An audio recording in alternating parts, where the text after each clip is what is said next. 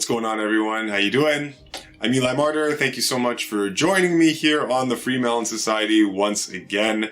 Today we are not going to be discussing any concrete natural laws or any kind of hard truths. This is just me thinking and relating to you an experience and observation and just kind of juggling some ideas just to get a conversation going, to maybe inspire some different ways of thinking. So I am at the park this morning. Sorry, not this morning, a couple mornings ago. And I'm just doing some exercise. This particular park, it is a workout facility, as you've seen in some of my videos, where there are bars and whatnot. So I'm just doing my thing, just doing my routine. Behind it, there is a huge baseball diamond or soccer field or whatever. I think it's a baseball diamond. Huge baseball diamond, and there's another field adjacent to that, which I think you can use for anything. Massive area. And then a children's playground. It's just me in the park, and behind me on the baseball diamond, on the soccer field, there's a lady walking her dog. Now, the dogs are dogs. And they're just doing their thing. They're playing around in the field. They're kind of running around. They're snooping. They're sniffing things. They're just being dogs. One of the dogs catches sight of me doing whatever I'm doing and started to run over from the other end of the baseball diamond and just like barking and not aggressively, just in a cute way that dogs do. Just coming over to investigate, say hi. And the owner of the dog is, in the most irritating way, screaming at this dog. Screaming. Jasper was the name of the dog. Screaming at the dog. Castigating him. Yelling at him. Jasper! Get back over here! Jasper! What are you doing? What are you barking at? Jasper! Jasper! Jasper! Oh my goodness. She would not give the dog a break. Jasper, no. Come back over here. Get over here now, Jasper. It's a soccer field. It's an open... You couldn't be in a more open environment. Dedicated to the act of just exploring, moving around. Perfect. You couldn't ask for a better environment for a dog to be permitted to be a dog than in an open air bloody field. Okay. If at all you want your dogs to have any sort of freedom, you would take them to a field in which to exercise that freedom. The one place. Okay. So because I'm working out there, I see what's happening. I see pretty much the whole thing. And she's just walking the dogs around, just taking them for a walk. But in so taking them for a walk, any time they deviate from her particular walking path, she goes into a fit. And she just loses. She was just constantly yelling at her dogs. No, this, no this, no this, no this, no this, no, don't walk over there. No, this, no this, no that, no this, no that. Hey, stop doing that. Don't bite that. Don't sniff that. Hey, Jasper, what are you doing? Come back over here. Jasper, no. Hey, I said don't do that, Jasper. No, that's not for you. No, that grass is dirty, Jasper. Come over here, Jasper. What I wanted to broach is, I think it's important to question some of our overly controlling behaviors in relationship to our pets, and recognize, or if not recognize, but maybe ask ourselves, when we find ourselves in this trap of trying to just overly control the behavior of our pets, what are we doing? Are we in fact showing love? Now, of course, all of us will say that we are pet owners because we love our pets, we love our animals, we love our dogs, or we love our cats. But in the particular situation that I just described, what do you think? What do you think? This is just me brainstorming, and I'm just doing it with you. Does that seem like love? Right? Is that the love that you show to your pet when you are intolerant of your pet's expression of freedom to do what the pet likes? Okay? I mean, the dog was fine. The dog was like 20 feet away from me, just staring, wagging its tail and just staring, not even barking that much. Every once in a while, just like a little, hoo, just being a dog. And this woman is just like terrorizing her pet, just screaming and yelling. But for what? It's not doing anything. It's just not in immediate proximity to the dog's not glued to her hip. It's a living, thinking, breathing, emoting entity.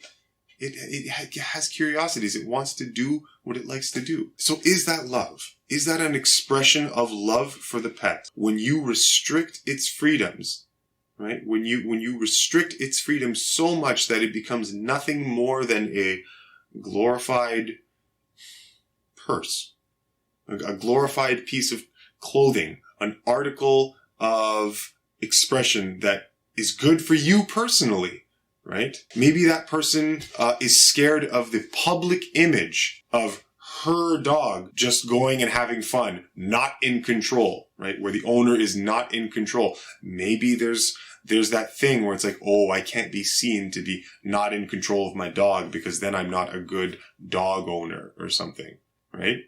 That's possible. To me, in that particular instance, that dog owner was falling into the trap of ownership and was falling into the mental trap of that dog is mine and it has to do what I say. It has to enjoy its life. It has to enjoy this walk in the exact way that I say it has to be enjoyed. Okay? Otherwise, the dog gets in trouble. We are going to take this teddy bear and we're going to turn it into a really, really cute costume for Riley for Halloween this year. Okay, so we finished the costume and it fits. This is so cute. This is so cute. This is so cute. Come here. Come here.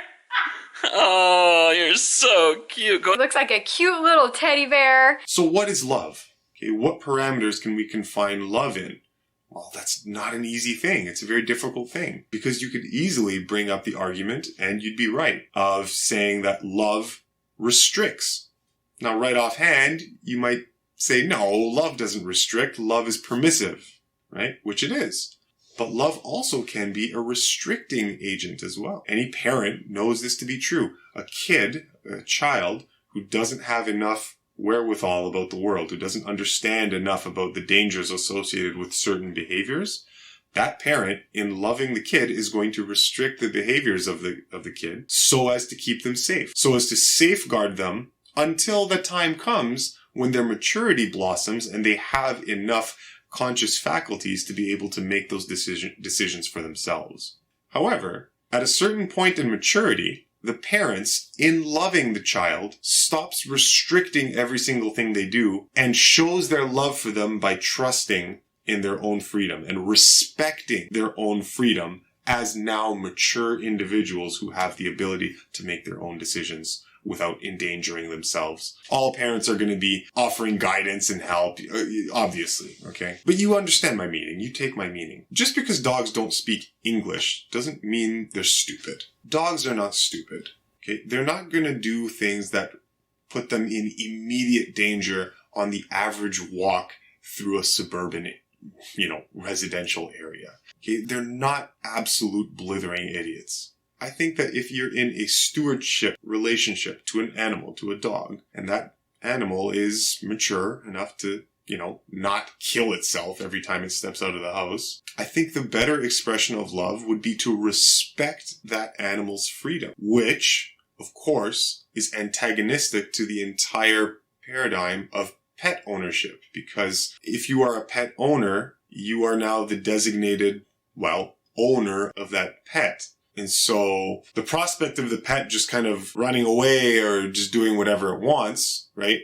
Well, that's a problem in society as we've constructed it. And trust me, I understand. And I understand all the implications of that. I guess what I'm suggesting is it's worth examining the attitude, the mental relationships that we have with our pets, and at least examining what it is we're doing when we enforce all of these harsh restrictions on pets. And really ask yourself, am I showing love to my animal? Okay? Or am I simply acting in a controlling, domineering way for the sake of my own personal gratification? Because there's a difference. There are, and I can tell you for sure, there are many pets who have pet owners who would never admit it, okay? But if they were to actually examine the behaviors, their own behaviors, and examine their own, the nature of that relationship, they would discover that the pet is really almost glorified furniture, is almost living biological furniture, that they are using for a gain in comfort, for a personal gain in, well, however the pet makes that person feel, okay? At the expense of the pet's individual preferences. So this is don't chase the cat, don't jump, don't lunge. It's a template. Do I have to do what you want me to do? Come on. Come on, bud. Come on. Yes, good ball. Chester, come on. Come on, bud. Let's try it again. Come on. Chester. Yes, good ball. Wake up, wake up. Threshold, sit. Yes, pay 'em.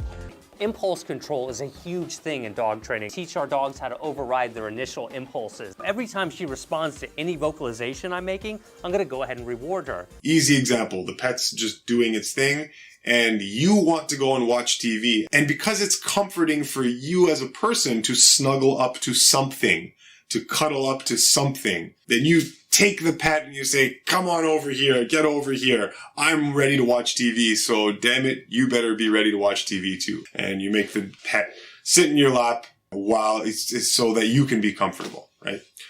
Little things like this. I'm not saying it's wrong. And listen, I'm not pointing fingers. I'm not blaming. I'm not doing any of that. Okay. Right now, this has nothing to do with like hard truths. I'm just engaging a dialogue and engaging a conversation here and just broaching a topic that, is worth considering. I think it's important to just go over all of the behaviors, the controlling type of behaviors we enforce on the pets that we are in stewardship positions with, and just ask yourself, okay? This is the point. This is the point of the video, okay? When you're taking care of a pet, ask yourself if how you're taking care of it in that time, or your particular behavior at that time, is an actual expression of love and respect for the animal. Okay? That's the point. Ask yourself that question, and you might peel back enough layers of an onion to recognize, I think this behavior is more self-gratifying than it is love and respect for that particular animal's individuality and freedom. Okay? That's what I think is important.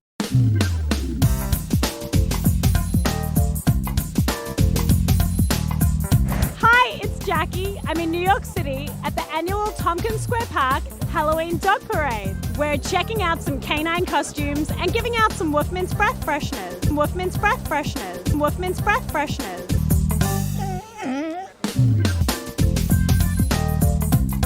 She gets to be an airplane. She gets to be an airplane. Wolfman. You can put it in her food. Yay, Ginger, Wolf Mints. Woo, Wolf Mints, yay! I'm also not here trying to solve all of the moral complications with how we've constructed society. I know there's lots of gray area. There's lots of, it's a very, very big discussion.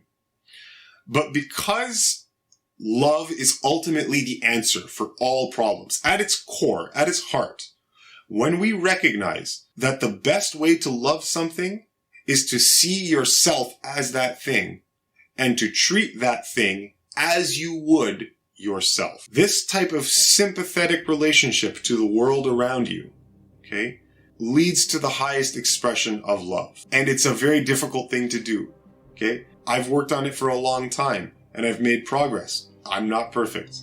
I'm still very human in this regard too. But I definitely try, okay? But I'm not perfect. I'm not perfect. So again, this isn't me saying, be like me. I haven't mastered this. But what I am doing is just talking to myself as much as I'm talking to all of you guys. If you were taking a walk in a forest and you saw a colorful flower that you thought was interesting and you walked over to it and smelled it and maybe tried to examine it, and then some jerk, some jackass was saying, Eli, get over here! Get over here! What are you doing?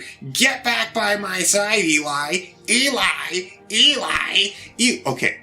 How absurd would that be? Is that person loving Eli when they do that? Of course not.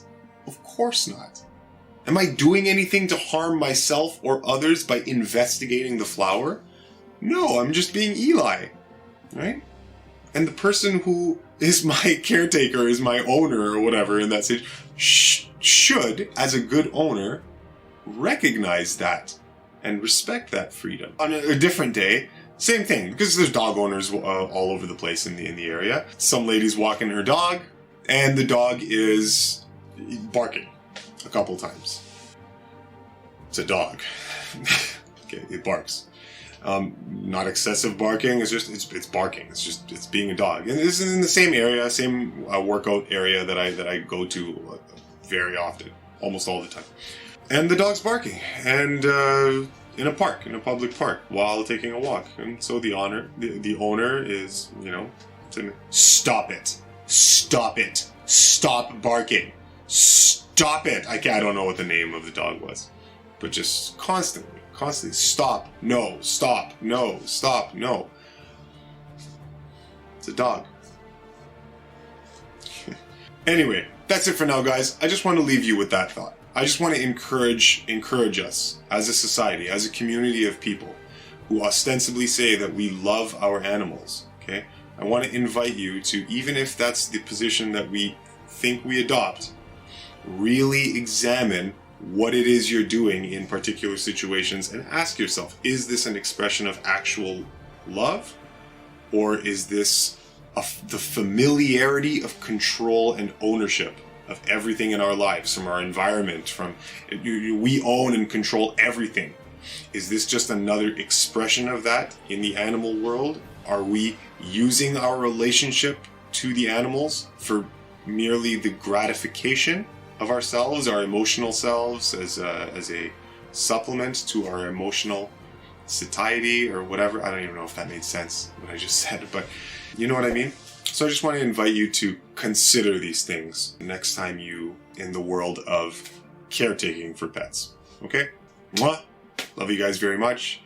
If you enjoyed this video, then make sure to subscribe to the FreeMelon Society. Don't miss any updates on videos that I release in the future. Give this a like, give this a thumbs up, and that's it for now. I'll see you guys next time here on the FreeMelon Society. Take care.